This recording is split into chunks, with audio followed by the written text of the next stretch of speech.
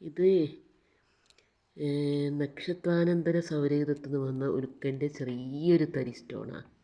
അതായത് ഒരു അരിമണീൻ്റെ തൂക്കത്തിൻ്റെ താഴെയാണ് ഇതിൽ വലിപ്പമെന്നറിയുന്നത്.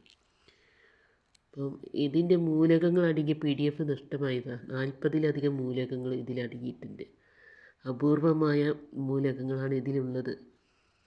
ഇനിയിപ്പോൾ ഈ സ്റ്റോൺ വെച്ചിട്ട് പിന്നെ കണ്ടോ, ഈ സ്റ്റോൺ നമ്മൾ ആസിഡ് ലായനിയിൽ മുക്കിയിട്ടുള്ളൊരു ടെസ്റ്റ് ഉണ്ട്, അത് നടത്താറുണ്ട്.